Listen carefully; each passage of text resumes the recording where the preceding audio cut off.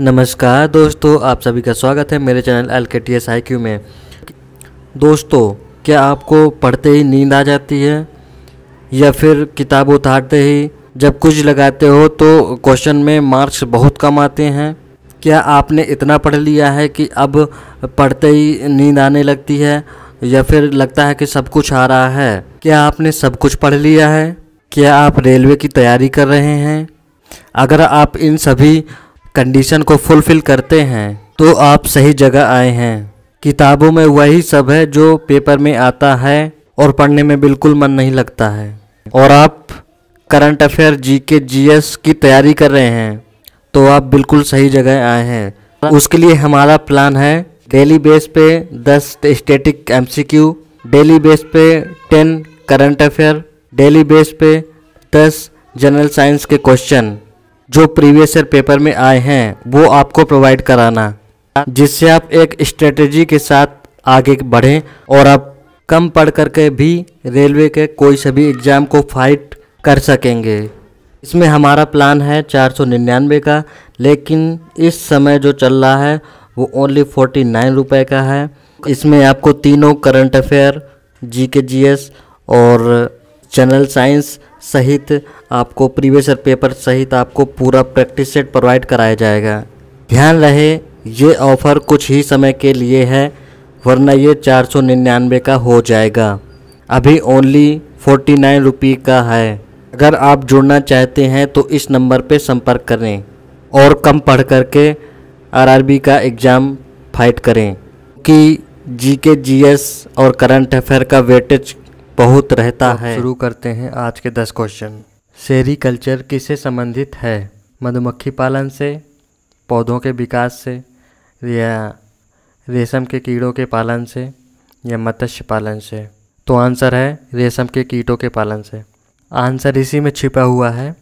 जैसे रेशा बोलते हैं तो उल्टा बोल दो सेरी, ठीक है?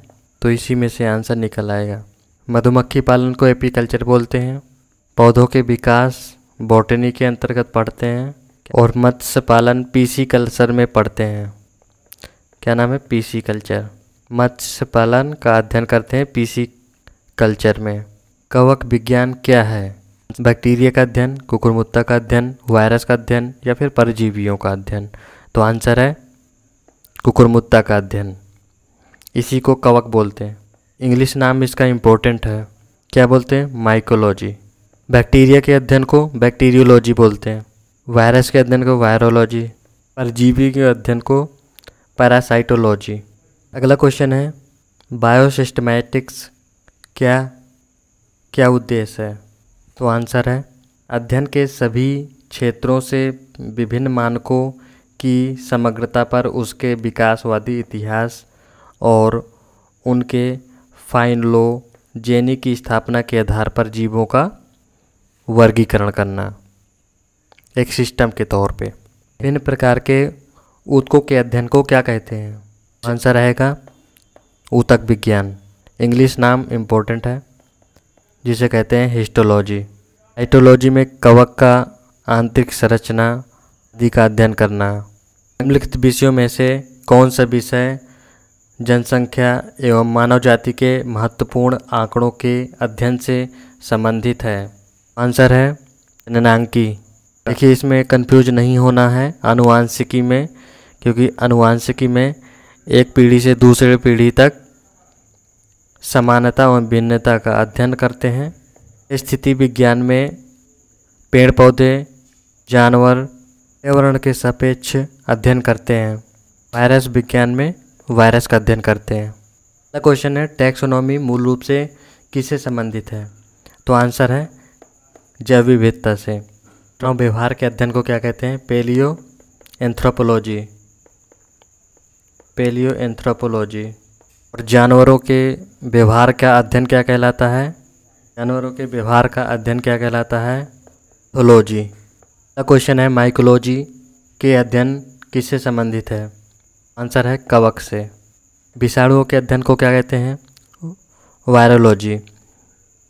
जीवाणु के अध्ययन को क्या कहते हैं? बैक्टीरियोलॉजी।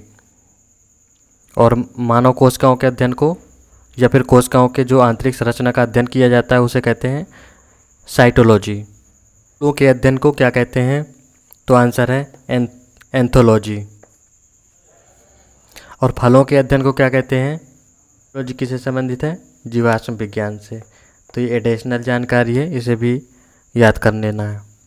जानवरों के उनके व पर्यावरण के साथ संबंधों के अध्ययन को क्या कहते हैं? देखिए, जानवर हो या पेड़ पौधे हो, उनके पर्यावरण के साथ में संबंधों के अध्ययन को अभी बताया था इकोलॉजी बोलते हैं। इथोलॉजी अभी बताया था, जानवरों के व्यवहार से संबंधित है। जानवरों के व्यवहार का अध्ययन है। एंटोमोलॉजी के अंतर्गत है कीट पतंगों के अध्ययन, कीटों का अध्ययन। और क्लाइमेटोलॉजी के अंतर्गत जलवायु का अध्ययन है।